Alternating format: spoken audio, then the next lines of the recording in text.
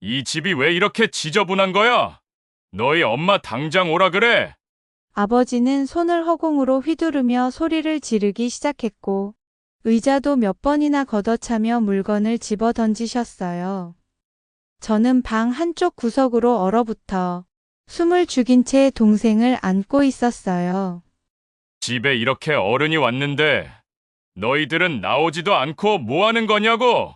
한순간 저희 집은 온통 큰 소리와 깨진 유리, 발걸음 소리로 가득 찼어요. 동생은 작은 몸을 떨며 울기 시작했고, 어머니는 손으로 얼굴을 가리며 눈물을 참았어요. 안녕하세요. 제 이름은 박은희 53이에요. 지금은 강원도 산골에서 아이들에게 그림을 가르치며 살고 있어요. 바람이 불면 산새 소리가 들려오고 계곡물 흐르는 소리가 자장가처럼 감싸주는 이곳에서 조용히 지내고 있죠. 사람들은 저를 보면 참 평화롭게 사는구나라고 말해요. 하지만 제 마음 깊숙한 곳에는 여전히 낡고 어두운 내면이 붙잡고 있어요. 아무리 세월이 흘러도 지워지지 않는 그림자 같은 기억들이요. 창밖으로 펼쳐진 산맥의 능선을 바라보면 때로는 제가 살았던 서울의 그 좁은 골목길이 떠올라요. 마치 오래된 흑백 사진처럼 선명하면서도 색깔이 빠진 채로요. 그 기억들은 갑작스럽게 찾아와서 제 마음을 휘젓고 지나가곤 해요. 특히 비가 내리는 날이면 더욱 그래요. 빗소리가 어린 시절 제가 숨어 들었던 걱정과 두려움의 소리와 닮아 있거든요. 제가 태어난 건 1960년대고 어린 시절을 보낸 건 1970년대 서울의 좁은 달동네였어요. 그 집은 골목길 안쪽에 있었는데 햇빛이 잘 들어오지 않았어요. 늘 눅눅했고 여름이면 곰팡이 냄새가 진동했죠. 벽지는 군데군데 뜯겨 있었고 창틀은 삐걱거렸어요. 화장실은 밖에 따로 있어서 겨울이면 얼어붙어 사용하기 어려웠어요. 지금 생각해보면 그 집의 구조까지도 우리 가족의 상황을 닮아 있었던 것 같아요. 작은 현관을 들어서면 바로 부엌이 보였고 그 옆에 작은 거실이 있었어요. 거실 한가운데 놓인 낡은 소파는 아버지 전용이었어요. 아무도 감히 그곳에 앉을 생각을 하지 못했죠.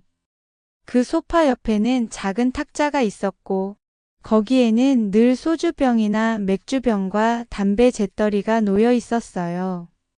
빈 병들이 쌓이면 어머니가 조용히 치웠지만 곧 새로운 병들이 그 자리를 차지했어요. 그런데 사실 우리 집을 눅눅하게 만든 건 곰팡이가 아니라 아버지의 술 냄새와 분노였어요. 그 냄새는 벽지 속까지 스며들어 있었고 아무리 어머니가 창문을 열고 환기를 시켜도 완전히 사라지지 않았어요. 마치 우리 가족의 상처가 그랬던 것처럼요. 벽에는 우리 가족 사진이 몇 장 걸려 있었는데 그 사진 속 아버지는 웃고 있었어요. 제가 갓난아이였을 때, 그리고 남동생이 태어났을 때의 사진들이요. 하지만 실제 기억 속의 아버지는 그렇게 웃는 모습이 아니었어요. 마치 그 사진들이 다른 가족의 모습인 듯 느껴졌어요. 저희 아버지는 철도청에서 근무했어요. 직장에서는 깔끔한 양복 차림의 성실한 직원으로 통했대요. 하지만 퇴근 후 술을 마시면 아버지는 전혀 다른 사람이 되었어요. 웃음소리 하나 없이 무거운 발걸음, 삐걱대는 현관문 소리가 들리면 제 심장은 덜컥 내려앉곤 했어요. 그 발소리를 지금도 기억해요. 계단을 올라오는 소리부터 다를 때가 있었거든요. 술에 취했을 때는 발걸음이 무거웠고 때로는 비틀거리시면서 계단에 부딪히는 소리도 났어요. 저는 그 소리만 들어도 아버지의 상태를 알 수 있었어요. 마치 지진 탐지기처럼 말이에요. 아버지가 술 드셨나? 오늘은 괜찮을까? 늘 이렇게 가슴이 쿵쾅거렸어요. 때로는 운이 좋은 날에는 아버지가 피곤해 바로 주무실 때도 있었어요. 그럴 때면 온 집안이 조용해졌고 저희는 쥐 죽은 것 마냥 숨을 죽인 채 생활했어요. 발걸음 소리를 죽이고 문을 살살 열고 닫으며 심지어 화장실을 갈 때도 조심스럽게 움직였죠. 제가 정말 기억하고 싶지 않았던 그날, 집안은 이상하게 무거운 공기가 감돌았어요. 아버지가 퇴근하면서 마시고 온 술 냄새가 코끝을 찔렀죠. 저는 그 모습을 보고 심장이 쿵쾅거리기 시작했어요. 술을 마신 아버지는 얼굴이 붉어졌고 눈빛도 흔들리셨어요. 한 발 한 발 걸음걸이가 불안정하고 숨소리가 거칠었죠. 갑자기 손에 들린 술병을 탁자 위에 세게 내려놓으며 소리를 질렀어요. 이 집이 왜 이렇게 지저분한 거야? 너희 엄마 당장 오라 그래. 아버지는 손을 허공으로 휘두르며 소리를 지르기 시작했고 의자도 몇 번이나 걷어차며 물건을 집어 던지셨어요. 저는 방 한쪽 구석으로 얼어붙어 숨을 죽인 채 동생을 안고 있었어요.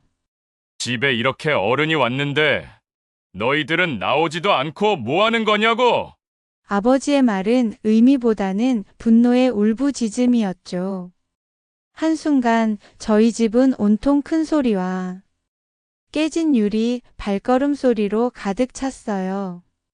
동생은 작은 몸을 떨며 울기 시작했고 어머니는 손으로 얼굴을 가리며 눈물을 참았어요. 술이 점점 더 들어가면서 아버지는 말이 점점 뒤죽박죽이 되었어요. 이 집이 왜 이렇게? 내가 힘들게. 말끝마다 숨이 차고 손이 떨리며 술잔을 쏟기도 했어요. 바닥에 떨어진 술을 밟아 미끄러지면서도 아버지는 소리를 지르며 분노를 이어갔죠. 저는 동생을 끌어안고 오늘도 버텨야 해, 아무 일도 없게 해야 해 라고 중얼거렸어요. 몇 시간이 그렇게 지나가면 아버지는 지쳐서 바닥에 주저앉았지만 그때가 가장 위험한 순간이었어요. 술과 피로가 뒤섞인 상태라 언제 갑자기 다시 일어나거나 폭력을 행사할지 알 수 없었으니까요. 저는 방 구석에서 숨을 죽이고 동생과 어머니를 계속 안아주며 조용히 있었어요. 저희 어머니는 초등학교 선생님이셨어요. 아이들을 참 따뜻하게 가르치셨죠. 몇몇 제자들은 지금도 어머니를 기억해요. 길에서 만나면 선생님 덕분에 공부를 좋아하게 되었어요. 라고 인사를 드리곤 하시거든요. 어머니는 그럴 때마다 환하게 웃으시지만 그 웃음 뒤에 숨은 피로를 저는 알 수 있어요. 하지만 집안에서의 어머니는 늘 움츠러든 모습이었어요. 말소리조차 낮췄고 식탁 위에 수저를 놓을 때조차 조심스러웠어요. 조금만 큰 소리가 나면 아버지가 인상을 찌푸리며 짜증을 냈거든요. 시끄럽게 뭘 하는 거야? 라는 말이 늘 따라왔죠. 어머니의 손은 참 예뻤어요. 가늘고 긴 손가락에 부드러운 손등, 그리고 언제나 깨끗하게 관리된 손톱이요. 학교에서 분필을 잡고 칠판에 글씨를 쓰실 때의 그 우아한 모습을 저는 자랑스러워했어요. 하지만 집에서는 그 아름다운 손들이 늘 떨리고 있었어요. 찻잔을 들 때도, 밥상을 차릴 때도, 숟가락을 들 때도, 심지어는 설거지를 할 때도 말이에요. 제가 자란 집은 겉보기에는 평범했지만 사실은 숨이 막히는 공간이었어요. 아이들이 마음 놓고 뛰놀아야 할 거실이 우리 집에서는 늘 긴장과 두려움이 가득한 전쟁터 같은 곳이었어요. 제가 초등학교 3학년쯤 되었을 때부터 아버지의 폭력은 더 잦아졌어요. 술만 들어가면 화풀이를 했어요. 작은 실수도 용납되지 않았죠. 밥을 늦게 먹는다고, 숙제를 못 끝냈다고, 심지어 특별한 이유도 없이 그날 기분이 나쁘다는 이유로 화를 냈어요. 어디 여자가, 어디 어린 놈이. 라는 말을 자주 하셨어요. 그 말이 나올 때마다 집안의 공기는 더욱 무거워졌어요. 어머니는 고개를 숙이고 저와 남동생은 숨을 죽였죠. 그때의 침묵은 정말 무서웠어요. 폭풍 전의 고요함 같았거든요. 아버지의 분노는 예측할 수 없었어요. 어떤 날은 집에 들어오시자마자 화를 내셨고, 어떤 날은 저녁을 드시다가 갑자기 폭발하셨어요. 때로는 TV를 보다가도 뉴스에서 나오는 말 한마디에 화를 내며 우리에게 화풀이를 하셨죠. 요즘 세상이 어떻게 돌아가는지 모르겠다. 어린 놈들이 버릇이 없고. 하시며 시작되는 잔소리는 결국 손찌검으로 이어졌어요. 저는 그때부터 아버지의 기분을 미리 알아차리려고 노력했어요. 표정, 말투, 심지어 걷는 방식까지도 관찰했어요. 마치 날씨를 예측하는 것처럼 말이에요. 오늘은 비가 올까 맑을까? 가 아니라 오늘 아버지는 화를 내실까 안 내실까? 를 계속 생각했죠. 어머니는 늘 저와 남동생을 감싸주셨지만 대신 어머니께서 저희 대신 맞는 날이 많았어요. 부엌 바닥에 쓰러진 어머니를 보며 저는 두려움보다 더 큰 무력감을 느꼈어요. 내가 뭐라도 할 수 있을까? 그 생각만 머릿속에 맴돌았죠. 한 번은 어머니가 맞고 나서 코피를 흘리신 적이 있어요. 화장실에서 찬물로 얼굴을 씻으시는데 거울에 비친 어머니의 모습이 너무 초라해 보였어요. 저는 그때 처음으로 어른도 무력할 수 있다는 걸 알았어요. 어머니조차도 아버지 앞에서는 작아질 수밖에 없다는 현실을 받아들여야 했죠. 괜찮다, 은희야. 엄마는 괜찮아. 하고 말씀하시지만 화장실에서 울다가 나오셨는지 어머니의 눈은 빨갛게 충혈되어 있었어요. 그 모습을 보며 저는 마음속 깊은 곳에서 무언가가 단단히 굳어지는 걸 느꼈어요. 분노였을까요? 아니면 절망이었을까요? 지금도 정확히 모르겠어요. 학교에서도 제 삶은 편하지 않았어요. 집안 사정이 드러날까 늘 걱정이 됐고 친구들과 어울리는 게 쉽지 않았어요. 반 아이들이 가끔 제 옷차림을 보고 너는 왜 늘 같은 옷만 입어? 라고 놀리면 속으로는 울고 싶었어요. 사실 옷이 없는 게 아니라 아버지가 술값으로 집안 살림을 탕진해서 새 옷을 살 수 없었던 거죠. 어머니는 밤늦게 제 옷을 빨아서 말리곤 하셨는데 다음날 입고 가야 할 교복이 덜 말랐을 때는 다리미로 말리면서 입히셨어요. 그 따뜻한 손길과 걱정스러운 눈빛을 지금도 잊을 수 없어요. 친구들과 함께 문방구에 가고 싶어도 용돈이 없어서 그냥 구경만 했어요. 다른 아이들이 예쁜 연필이나 지우개를 사는 모습을 보며 저는 늘 부러웠어요. 하지만 집에서 용돈을 달라고 말할 수는 없었어요. 그런 말을 하면 아버지가 화를 낼 게 뻔했거든요. 용돈, 공부나 제대로 해. 라는 소리가 들리기에 분명했죠. 어느 날은 숙제를 못해 갔더니 선생님께서 크게 꾸중하셨어요. 사실 그 전날 아버지가 새벽까지 소리를 지르고 물건을 던지는 통에 잠을 못 자서 숙제를 못한 거였어요. 하지만 저는 차마 그 사정을 말할 수 없었어요. 박은희, 너는 왜 이렇게 성의가 없니? 어머니가 선생님이시면서 집에서 공부를 안 봐주시나? 선생님의 말씀에 더욱 가슴이 아팠어요. 어머니는 학교에서 돌아오시면 너무 피곤해 하셨고, 집에서는 아버지 눈치를 보느라 저희에게 신경 쓸 여유가 없으셨거든요. 선생님께 혼나고 나니 옆자리에 앉은 친구가 저를 흘겨보며 너 노느라 숙제 안 해온 거 아냐? 라고 말했죠. 그 순간 눈물이 왈칵 쏟아질 뻔했지만 꾹 참았어요. 울면 더 이상한 아이가 될 것 같았거든요. 학교는 제게 두 번째 집이어야 했지만 오히려 또 다른 전쟁터 같았어요. 집에서는 아버지를 두려워했고 학교에서는 친구들의 눈빛과 선생님의 오해가 저를 괴롭혔어요. 그때부터 저는 점점 말수가 줄어들었고 노트 구석에 그림을 그리는 습관이 생겼어요. 그 그림들은 제가 하고 싶었던 말들이었어요. 예쁜 집, 웃고 있는 가족, 파란 하늘과 구름, 꽃밭에서 뛰어노는 아이들이요. 현실과는 정반대의 그림들이었죠. 그것만이 제 마음을 숨길 수 있는 도피처였어요. 미술 시간이 되면 저는 다른 사람이 되었어요. 평소에는 소극적이고 조용했지만 붓을 쥐면 자신감이 생겼어요. 색칠하고 그리는 동안만큼은 집 생각을 잊을 수 있었거든요. 미술 선생님도 제 그림을 좋아하셨어요. 은희는 그림에 재능이 있네. 색감이 정말 좋아. 그런 칭찬을 들으면 잠깐이라도 행복했어요. 어머니는 이런 제 모습을 보며 늘 안타까워 하셨어요. 은희야, 힘들어도 포기하지 마. 너는 잘할 수 있는 아이야.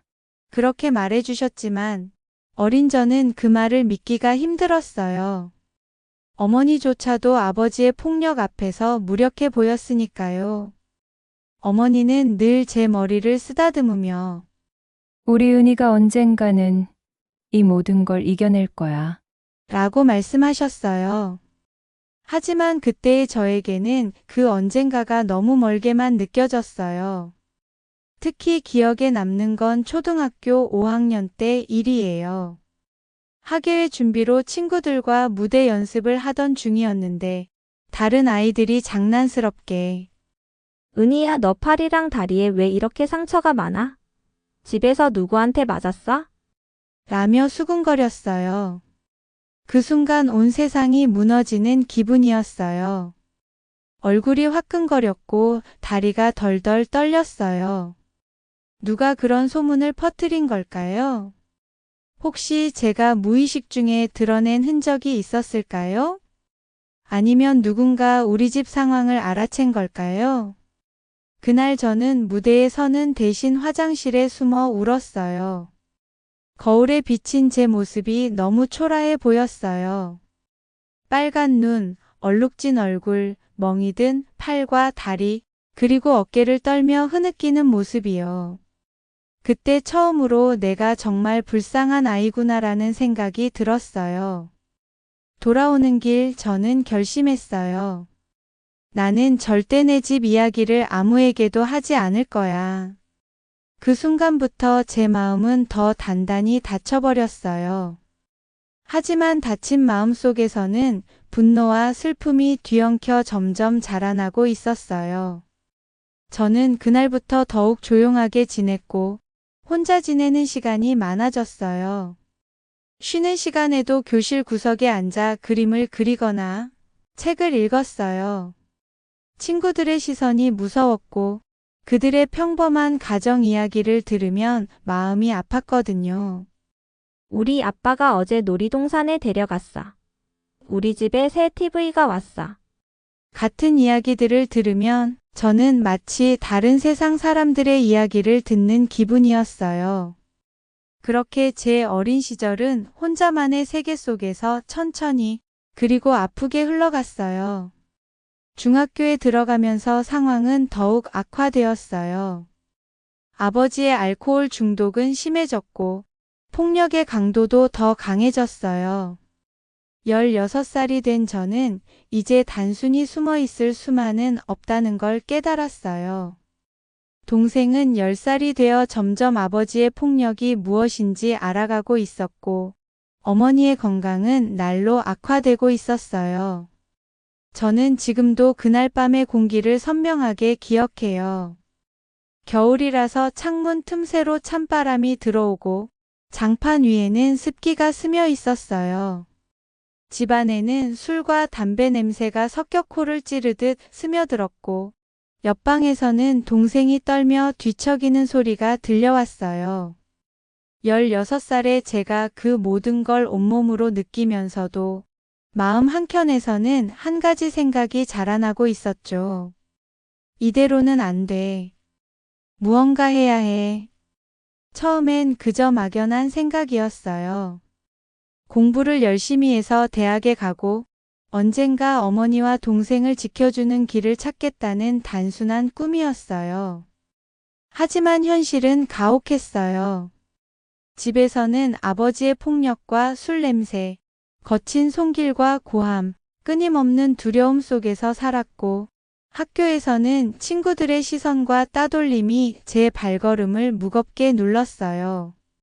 교실에서 친구들은 저를 조용한 애라고 불렀지만 그 속뜻은 달랐어요. 집에서 맞고 살아서 겁먹은 아이라는 소문이 퍼졌던 거죠. 아이들은 속으로는 동정했을지 몰라도 겉으로는 거리를 두었어요. 함께 점심을 먹으러 가자고 말을 걸어주는 친구는 없었고 시험을 잘 봐도 집안 사정 때문에 공부만 하나 바라는 시선이 따라다녔어요. 어머니의 건강은 점점 악화되었어요. 아침이면 식탁에서 젓가락을 들 힘조차 없어 보였고 퇴근 후에는 학생들을 가르치느라 기운이 다 빠져 있었어요. 하지만 아버지는 늘 술잔을 탁탁 내려치며 불만을 쏟아냈어요. 왜 밥이 식었어? 반찬은 또 왜 이렇게 부실해? 왜 집안일이 제대로 안 되냐? 어머니는 그럴 때마다 말없이 죄송하다며 고개를 숙이셨고 제 심장은 찢어지는 것 같았어요. 저는 말할 수 없었지만 속으로는 엄마가 왜 이렇게 고생하는데 아버지는 왜? 하고 눈물이 났어요. 동생을 보는 일도 매번 마음을 짓누르는 일상이었어요. 작은 손으로 제 팔을 잡고 아버지의 고함에 놀라 숨는 동생의 모습을 볼 때마다 제 안에서 뜨거운 분노와 절박함이 동시에 치솟았어요. 이 아이를 다시는 불안에 떨게 하고 싶지 않아. 그러던 어느 날 학교 보건실에서 수면제를 알게 되었어요. 교생 선생님이 편두통 때문에 약을 꺼내 드시는 걸 우연히 본 것이죠. 이거 먹으면 머리도 덜 아프고 잠도 잘 잘 수 있어요. 그 순간 머릿속에 이상한 생각이 스쳐갔어요. 혹시 아버지를 잠재울 수 있지 않을까? 처음엔 스스로가 무섭고 부끄러웠어요. 하지만 집에 돌아오면 아버지의 분노는 날마다 더 거세졌어요. 술에 취하면 어머니의 팔을 거칠게 잡고 방문 틀을 발로 차며 욕설을 퍼붓는 일이 반복되었죠. 동생은 무서움에 질려 제 뒤에 숨었고 저는 그 작은 손을 꼭 잡으며 괜찮아, 괜찮아라며 속삭였어요. 하지만 진짜 괜찮은 건 아무것도 없었어요. 그날 밤 저는 작은 메모장에 계획을 쓰기 시작했어요. 다른 누구에게도 보여줄 수 없는 저만의 은밀한 기록이었죠. 저는 그동안 집안을 관찰하며 기록한 아버지의 습관들을 적었어요. 술을 마시는 시간, 앉는 위치, 약을 삼키는 순서, 잠드는 경향까지 모두 적어두었죠. 아버지의 사소한 패턴까지 전부 활용해야 했어요. 한 발짝만 잘못 내딛어도 수면제 효과가 충분하지 않거나 아버지가 깨어난다면 바로 위험이 닥칠 테니까요. 저는 어린 나이지만 생존을 위해 치밀한 전략이 필요하다는 걸 알았어요. 약을 구하는 일은 쉽지 않았어요. 동네 약국을 여러 곳 찾아가서 엄마가 잠을 못 주무셔서라고 얘기하며 수면제를 구했지만 그 과정에서 두려움과 죄책감이 교차했어요. 이게 정말 옳은 일일까? 내가 아버지를 해치는 게 되는 건 아닐까? 이거면 우리 가족이 탈출할 수 있을까? 손에 쥔 알약이 저를 응시하는 듯한 느낌이 들었어요. 며칠 동안 저는 긴장 속에서 기다렸어요. 아버지가 평소처럼 술을 마시고 허리가 아프셔서 드시는 진통제를 꺼내는 순간을 관찰했어요. 술과 약이 함께 들어가면 아버지는 평소보다 더 쉽게 잠에 빠지곤 했거든요. 제 손은 떨렸지만 마음은 이상하게도 단단했어요. 이제 우리가 살 수 있는 길이 열린다. 밤이 되자 저는 몰래 준비한 수면제를 아버지가 평소에 드시는 진통제 알약통에 섞었어요. 티나지 않도록 조심스럽게 섞고 숨을 죽인 채 숨소리조차 내지 않았어요. 동생은 옆방에서 잠든 듯 보였고 어머니는 부엌에서 설거지를 하고 있었죠. 그 순간 제 안의 긴장과 공포가 최고조에 달했어요. 아버지는 평소처럼 술잔을 기울이며 약을 삼켰어요. 저는 식탁 맞은편에서 밥을 뜨는 척했지만 눈은 한순간도 아버지에서 떨어지지 않았어요. 시간이 조금 흐르자 아버지의 눈꺼풀이 무거워지며 꾸벅꾸벅 졸기 시작했어요. 술잔을 제대로 잡지 못해 엎지르기도 하고 말소리는 점점 느려졌어요. 그 순간 저는 숨을 죽이고 창문 밖으로 번지는 가로등 불빛을 바라보며 다짐했어요. 우리는 반드시 살아남아야 한다. 내가 지켜낼 거야.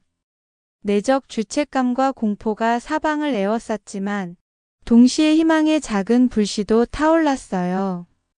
동생과 어머니를 지켜야 한다는 책임감이 제 마음을 단단히 붙들었어요. 그밤 저는 동생을 꼭 껴안고 속삭였어요. 괜찮아, 누나가 지켜줄 거야. 오늘 우리 이 집을 떠날 거야. 동생은 여전히 떨고 있었지만 제 품에서 조금씩 안정을 찾는 듯 보였어요. 저는 알았어요. 이제부터는 결코 눈치만 보고 숨을 수 없는 삶이 아니라 내가 움직여야 살아남을 수 있는 삶이라는 것을요. 그렇게 은밀한 결심은 완성되었어요. 공포와 죄책감, 책임감과 희망이 뒤엉킨 밤이었지만 그 순간부터 제 안에서는 작은 불꽃 하나가 타올랐어요. 앞으로 어떤 일이 벌어질지 몰라도 우리는 살아남을 거라고, 반드시 새로운 길을 찾을 거라고 말이에요. 아버지가 깊은 잠에 빠진 것을 확인한 후 저는 방에서 어머니와 동생을 살피며 천천히 심호흡을 했어요. 10살 동생은 침대 모서리에 웅크린 채 제 팔목을 살짝 잡고 있었죠. 누나, 작은 목소리에 심장이 미친 듯이 뛰었어요. 동생의 눈빛 속에 비친 공포와 불안, 그리고 저를 향한 신뢰가 모두 느껴졌어요. 저는 입술을 깨물고 작게 속삭였어요. 괜찮아, 우리 다 괜찮아질 거야. 부엌에서는 어머니가 가방과 필요한 물품들을 확인하고 있었어요. 작은 가방에는 옷가지, 세면도구, 음식, 약간의 현금과 비상용품이 담겨 있었어요. 며칠 전부터 몰래 준비한 것들이었고 어머니와 저는 눈빛만으로 서로의 결심을 확인했어요. 이제는 말이 필요 없었어요. 제일 먼저 거실을 살폈어요. 아버지는 꾸벅꾸벅 졸고 있었고 손에는 여전히 술잔이 있었어요. 그 순간 저는 온몸이 얼어붙는 듯한 긴장을 느꼈어요. 숨을 죽이고 발끝으로 움직였어요. 동생의 손을 잡고 어머니가 뒤따르는 것을 확인하며 천천히 부엌 문을 지나 골목 쪽으로 이동했어요. 바닥의 삐걱거림이 제 귀에 그대로 울려 퍼졌고 심장이 터질 듯 뛰었어요. 문을 열고 나가는 순간 바람이 얼굴을 스치면서 마음속 공포가 더욱 커졌어요. 혹시라도 아버지가 깨어나 추적할지도 모른다는 생각에 온몸이 긴장으로 굳었어요. 그러나 다행히 아버지는 무릎 통증과 수면제의 영향으로 고나게 잠들어 있었어요. 우리는 그 틈을 타 계단을 내려갔고 마당으로 이어지는 뒷문을 통해 빠져나왔어요. 골목길은 어둠에 휩싸여 있었어요. 가로등이 희미하게 비치고 집과 집 사이의 좁은 길은 그림자와 빛이 뒤섞여 긴장감을 더했어요. 동생은 제 손을 꼭 잡고 있었고 저는 작은 몸짓으로 조용히 이제 괜찮아라고 속삭였어요. 동생이 무사히 살아야 한다는 절박한 마음이 모든 두려움을 눌러주었죠. 택시를 잡기 전까지도 조마조마한 순간이 이어졌어요. 몇 번이나 차가 지나가고 골목 끝에서 지나가는 사람들의 그림자가 보일 때마다 심장이 멈출 듯 뛰었어요.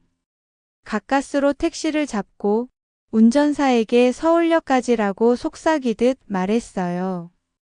차 안에서 동생은 계속 울었고 어머니는 긴장한 채 차창 밖을 바라보았어요.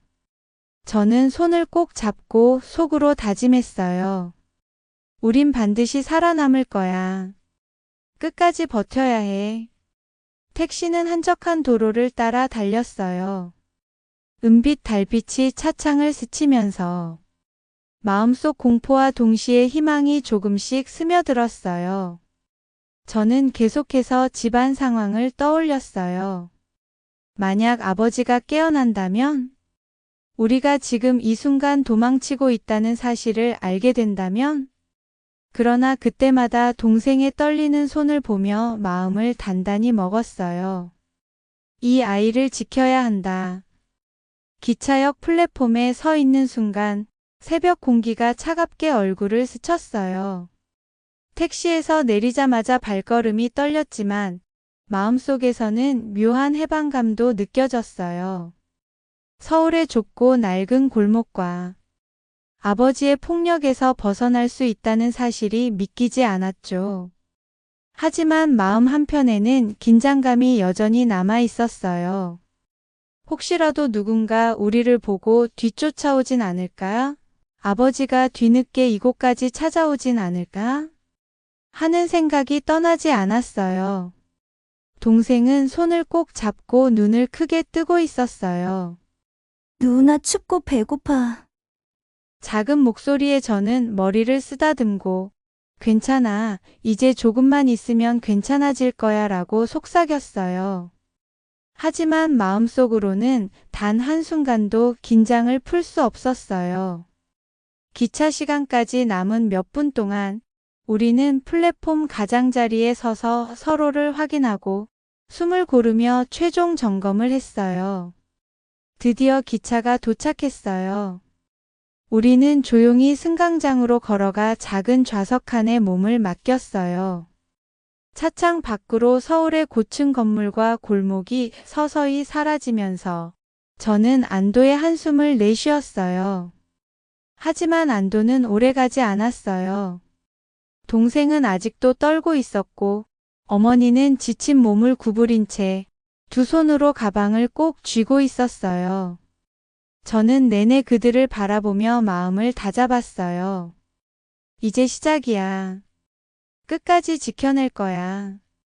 기차는 느릿하게 출발했고 창밖으로 지나가는 논밭과 산, 그리고 가로등이 점점 희미해졌어요. 처음 몇 시간 동안은 숨죽인 채 앉아 있었지만 잠깐의 휴식 후에도 긴장은 계속되었어요.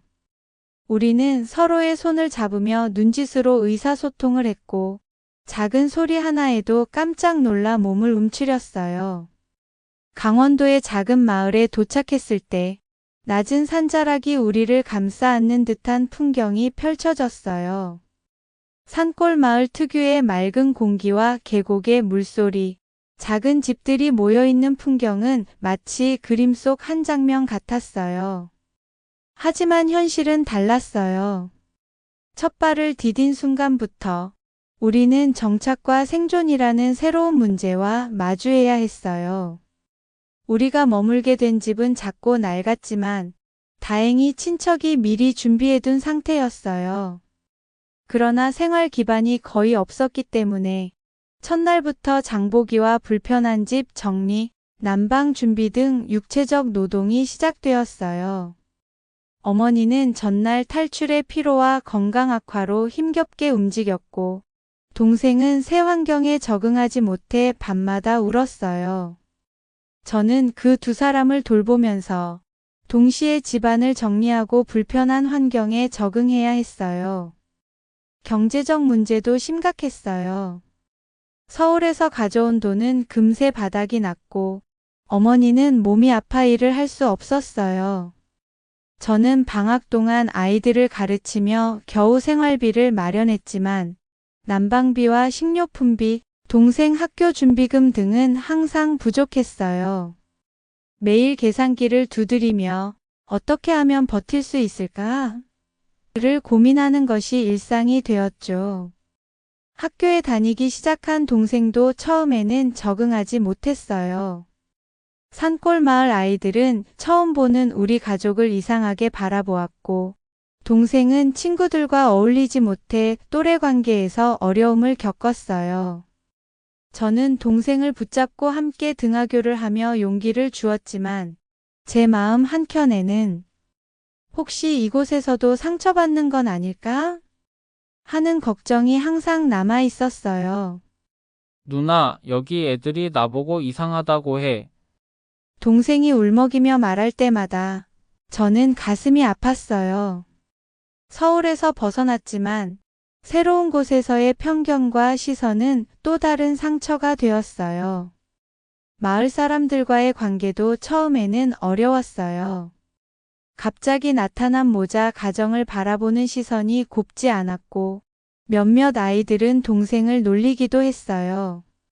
저는 매일 동생과 함께 학교에 가면서 마을 사람들에게 정중하게 인사를 하고 작은 친절을 보이며 조금씩 신뢰를 쌓았어요. 하지만 작은 오해와 편견은 여전히 존재했고, 그로 인해 저는 마음을 바짝 다잡아야 했어요. 특히 저 집은 아버지가 어디 갔을까? 라는 수군거림을 들을 때마다 과거의 기억이 되살아나 괴로웠어요. 평화롭던 산골 마을에 겨울이 끝나가는 듯한 차가운 바람과 함께 희미한 햇살이 스며들던 어느 날이었어요.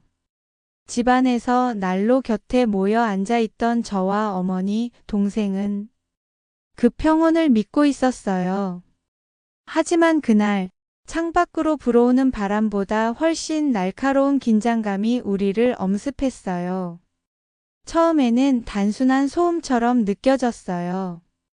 마당 쪽 문에서 삐걱거리는 소리와 작은 발자국, 그리고 낮게 들리는 중얼거림이 들렸어요. 저는 순간 숨이 막혔어요. 설마 머릿속에서 경고등이 켜졌어요. 동생은 떨며 제 팔을 붙잡고 누나, 누가 왔어? 라고 속삭였어요. 저는 손으로 동생을 꼭 껴안고 괜찮아, 잠깐만 숨자, 아무 말도 하지 마. 라고 말했지만 마음속은 이미 긴장으로 뒤엉켜 있었어요. 그날 아버지는 정말로 우리를 찾아왔어요. 서울에서 그를 따돌리고 몇 달이 지났는데 마치 그림자처럼 나타난 그의 존재는 이해할 수 없는 공포와 불안감을 가져왔어요. 저는 숨을 죽이고 어머니와 동생을 창가 구석에 숨겼어요. 어머니는 눈빛으로 저에게 메시지를 보냈어요. 은희야, 냉정하게. 그 한눈으로도 우리 모두의 긴장을 이해하고 있음을 알 수 있었어요. 창밖에서 들려오는 발자국 소리가 심장을 두드리는 듯 했죠. 그때 문을 세게 두드리는 소리와 함께 아버지의 목소리가 울려 퍼졌어요. 너네가 감히 나를 피해? 여기서 숨어서 뭐 하는 거냐? 그 말에 온몸이 얼어붙는 기분이었어요. 술 냄새가 집안 전체를 메우며 그의 분노가 공기를 찌르고 있었어요. 아버지는 한 발 한 발 우리 쪽으로 걸어오면서 팔을 휘두르고 걸음마다 바닥이 흔들리는 듯 했어요. 감히 날 놔두고 지들끼리 강원도로 떠나? 어디 간다고 마음대로 도망쳐. 말끝마다 숨이 거칠게 섞였고 눈빛에는 분노와 배신감이 뒤섞여 있었어요. 아버지는 분노가 극에 달하자 갑자기 방 안으로 밀고 들어오려 했어요. 의자 하나를 걷어차며 소리를 질렀고 술에 취한 손은 공중에서 위협적으로 휘둘렀어요. 바로 그때 놀랍게도 마을 이웃 몇 명이 나타났어요. 저기요! 여기서 뭘 하시는 겁니까? 낯익은 목소리가 들렸어요. 이웃들은 우리 집 근처를 지나가다 소란스러운 소리를 듣고 달려온 것이었어요. 아버지는 순간 당황한 듯 눈을 크게 뜨더니 당신들은 누구야? 라며 위협하려 했어요. 그러나 이웃들은 물러서지 않고 단호하게 말했어요. 이 집 아이들은 이제 당신의 폭력에 휘둘릴 아이들이 아니에요. 더 이상 위협하지 마세요. 우리 마을에서는 남을 괴롭히는 걸 그냥 두지 않아요. 당장 물러가세요. 아버지는 순간 당황했지만 곧 화가 폭발했어요. 아버지는 주먹을 휘두르며 위협했지만 이웃들이 단단히 버티고 서서 그의 움직임을 막았어요. 저는 그 사이 동생과 어머니를 뒤로 안내하며 이 틈을 이용해 작은 방으로 피신했어요. 그 사건 이후 아버지는 결국 경찰 신고와 이웃들의 제지로 물러났어요. 하지만 그날의 긴장감은 우리 가족의 심리적 상처로 남았어요. 동생은 밤마다 아버지가 나타날까봐 떨었고 어머니는 식사도 제대로 하지 못하며 불안에 시달렸어요. 저는 매일 밤 창밖을 살피며 아버지가 돌아올 가능성에 대비해 가족을 지켜야 한다는 결심을 굳혔어요. 이번에는 단순히 숨는 것이 아니라 이웃 주민들께서 도와주셔서 단단히 대비했지요. 마을 사람들은 저희를 지켜주었고 아버지가 다시 위협할 수 없도록 경계해 주었어요. 그 따뜻한 연대감은 저희에게 새로운 희망을 주었어요. 몇 달이 지나면서 우리는 조금씩 마을에 자리를 잡았어요. 동생은 친구들과 어울리며 학교에 적응했고 어머니는 점차 건강을 회복했어요. 저는 매일 그림을 그리며 마음을 다스렸고 탈출 이후의 삶을 계획하며 가족을 지켜냈어요. 아버지의 방문 사건은 저희에게 큰 충격이었지만 동시에 가족의 결속을 더 강하게 만들었어요. 저는 마음속으로 다짐했어요. 이제 우리는 누구에게도 흔들리지 않아. 동생과 엄마, 우리의 삶을 반드시 지켜낼 거야. 강원도의 산골에서 우리 가족은 겨우 마음의 안정을 찾기 시작했지만 아버지의 그림자는 여전히 남아 있었어요. 몇 달이 지나고 소식통을 통해 알게 된 아버지의 근황은 생각보다 더 현실적이었어요. 술에 의존하던 아버지는 결국 건강이 급격히 악화되어 서울의 작은 병원에서 치료를 받으며 살아가고 있다는 것이었어요. 알코올 중독이라는 현실 앞에서 그는 더 이상 가정을 통제할 힘도 분노를 휘두를 기력도 없게 되었죠. 이 사실을 알았을 때 저는 복잡한 감정을 느꼈어요. 한편으로는 안도감이었지만 다른 한편으로는 인간의 연약함과 폭력의 뿌리를 이해하게 되는 순간이었어요. 아버지는 스스로 변화하지 못했고 우리에게 직접적인 위협은 더 이상 없었지만 그 과정에서 생긴 상처와 두려움은 여전히 우리 마음에 남아 있었어요. 저는 마음속으로 다짐했어요. 우리는 과거의 그림자에 굴복하지 않고 스스로 삶을 선택할 수 있는 존재라는 것을요. 저는 동생과 어머니와 함께 작은 집마당에서 햇살을 받으며 서로의 존재를 확인하고 일상을 살아가는 힘을 점점 더 키워갔어요. 어머니는 마을 아이들을 가르치는 일을 시작하셨어요. 처음에는 건강이 걱정되었지만 아이들과 함께하는 시간이 어머니에게는 치유가 되었어요. 선생님, 오늘도 재미있게 가르쳐 주세요. 하는 아이들의 밝은 목소리가 집안을 환하게 만들었어요. 동생도 이제는 완전히 마을에 적응했어요. 친구들과 산에서 뛰어놀고 개울가에서 물장구 치며 웃는 모습을 볼 때마다 저는 가슴이 뿌듯했어요. 서울에서는 볼 수 없었던 천진난만한 웃음이었어요. 저는 본격적으로 그림을 그리기 시작했어요. 처음에는 과거의 상처를 그림으로 표현하는 것이었어요. 어둡고 무거운 색깔들, 갇힌 공간, 두려움에 떨고 있는 아이의 모습들이요. 하지만 점점 그림은 변해갔어요. 밝은 햇살, 푸른 하늘, 웃고 있는 가족, 평화로운 집의 모습들이 캠퍼스를 채우기 시작했어요. 그림을 그리면서 저는 과거를 정리하고 현재를 받아들이고 미래를 꿈꿀 수 있었어요. 마을 사람들도 제 그림을 좋아해 주셨어요. 은희야, 너 그림 정말 잘 그린다. 나중에 큰 화가가 되겠어. 그런 격려의 말씀들이 저에게는 큰 힘이 되었어요. 아이들을 가르치며 고등학교를 졸업한 후 저는 마을 아이들에게 그림을 가르치기 시작했어요. 처음에는 두서없이 시작한 일이었지만 아이들의 반응은 생각보다 뜨거웠어요.